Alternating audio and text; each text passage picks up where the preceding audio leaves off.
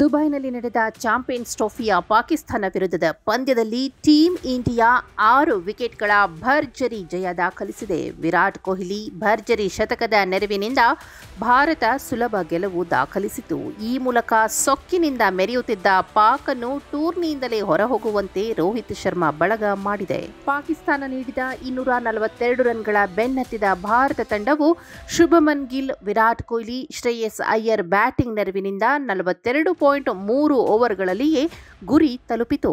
ವಿರಾಟ್ ಕೊಹ್ಲಿ ಶತಕ ಬಾರಿಸುವ ಜೊತೆಗೆ 14,000 ರನ್ ಪೂರೈಸಿದ ಕೀರ್ತಿಗೆ ಪಾತ್ರರಾದರು. ಶತಕಕ್ಕೆ 4 ರನ್ ಬೇಕಿದ್ದಾಗ ಬೌಂಡ್ರಿ ಬಾರಿಸಿ ಸಂಭ್ರಮಿಸಿದರು. ಶ್ರೇಯಸ್ ಅಯ್ಯರ್ 56, ಶುಭಮನ್ ಗಿಲ್ 46 ರನ್ ಬಾರಿಸಿದರು. ಮೊದಲು ಬ್ಯಾಟಿಂಗ್ ನಡೆಸಿದ ಪಾಕಿಸ್ತಾನ ತಂಡವು ಆರಂಭಿಕ ಆಘಾತ ಅನುಭವಿಸಿತು. ಆ ಬಳಿಕ ಸ್ವಲ್ಪ ಚೇತರಿಸಿಕೊಂಡರೂ ಮಧ್ಯಮ ಕ್ರಮಾಂಕದ ಆಟಗಾರರು ಕೈಕೊಟ್ಟರು. 49.4 ಓವರ್ಗಳಲ್ಲಿ 241 ರನ್ಗಳಿಗೆ ಆಲ್ಔಟ್ ಆಯಿತು. ಪಾಕಿಸ್ತಾನ ಹಾಗೂ ಟೀಂ ಇಂಡಿಯಾ ಫೀಲ್ಡರ್ ಕ್ಯಾಚ್ಗಳನ್ನು ಕೈ ಚೆಲ್ಲಿದರು.